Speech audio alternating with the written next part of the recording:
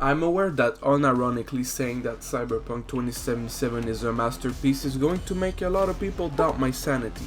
But please just hear me out. I bought Cyberpunk when it launched back in 2020 and I couldn't get more than like 15 FPS, so naturally I refunded it and never played it again. But that was until this year when I finally decided to give the game another chance.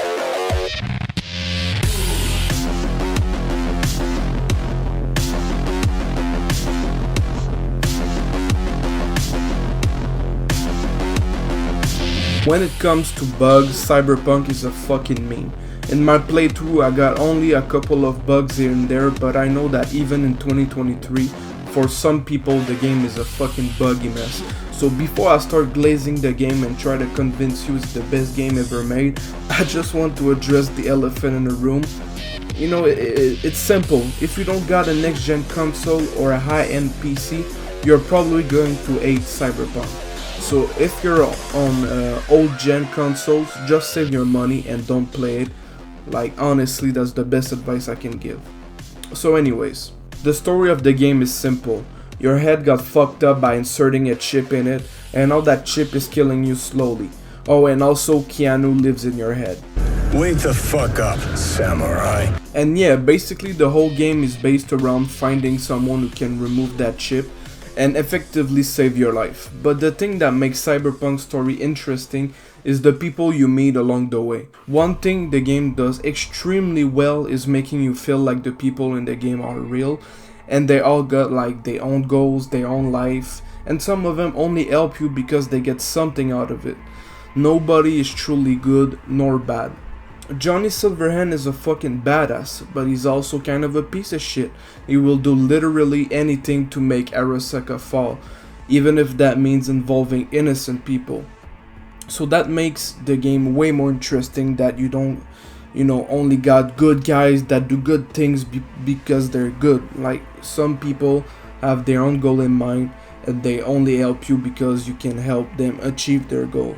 And I know I might get some hate for saying this, but Cyberpunk for me is tied with Red Dead Redemption 2 for the most immersive game ever made.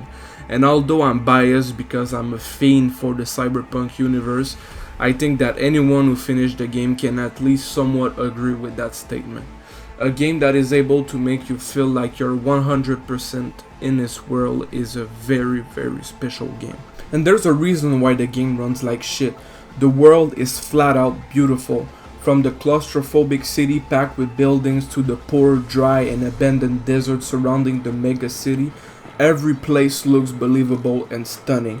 It's one of those rare games where I just, walk around for half an hour and I forget I got quests to do because the world is so fucking beautiful. And the funny thing is that there's a fast travel option in Cyberpunk, but in my whole 35-hour playthrough I never even used it once. And for me, driving around in my Porsche 911 and enjoying the view was honestly half the fun. And I know I might be biased, but in my opinion, Cyberpunk 2077 is probably like top 3 most beautiful games ever made. And there's a shitload of good games fighting for that spot. Like GTA, The Witcher, Red Dead Redemption, The Last of Us 2, fucking Minecraft with RTX enabled. Every game I mentioned, except Minecraft of course, are acclaimed for their graphic, but Cyberpunk is a perfect fusion of like 10 out of 10 art style with 10 out of 10 graphics. The only game that surpasses it is again probably Red Dead Redemption, but besides Red Dead, I only think that I can't think of a game that even approaches those crispy graphics, to be honest. So anyway, let me shut the fuck up and talk about something else than graphics for a minute. Let's talk about the characters. The characters in this game are S tier, flat out. Just from memory, we got, Evelyn, like a deluxe prostitute who's fucking every CEO in the city, who's willing to help you, because she got connections with pretty much every CEO. We got like Dexter Deshawn, a drug dealer, a pimp, a fixer, who sends people, including yourself, on suicide missions. There's who else? There's Goro Takamura, who's one of Arasaka Corporation's most valuable asset, who's willing to sacrifice his honor and status just to keep the Arasaka family safe. Of course, there's Jackie Wells. It's like your Mexican homie who does heists with you at the beginning of the game. And you know, there's fucking Johnny Silverhand, a rock star who has an enormous amount of hate for, like, you know, big corporations. So he plants a fucking nuke in Arasaka Towers, then gets tortured, and then get its consciousness uploaded into a chip, which, you know, as you probably guessed it, it's the chip that you put into your head at the beginning of the game. You know, man, there's so many iconic characters introduced in the first, like, couple of hours of gameplay.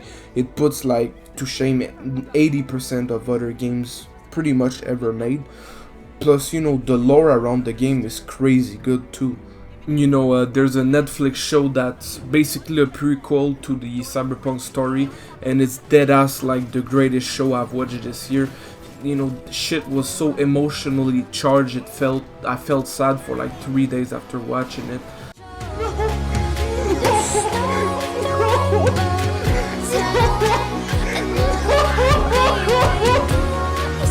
Oh man, fuck, this show was good, man, holy shit. But anyways, what I'm trying to say is that the writing, the characters, the story, and the overall lore of this game is S tier.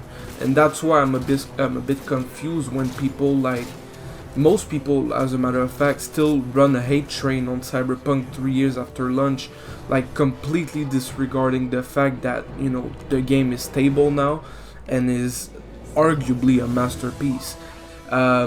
This is for me like a prime example of people getting told what to think instead of, you know, fucking playing the game for themselves and forming their opinion, because I'm like pretty much 100% confident that most people talking shit will probably most likely like the game if they actually, you know, fucking played it instead of just talking shit. This video could be like 20 minutes long if I start talking about the story in depth, but I want to avoid spoilers because, you know, this game is so good, and since I think that you know, anyone who likes single player games should at least try it, I'm obviously not going to spoil the story.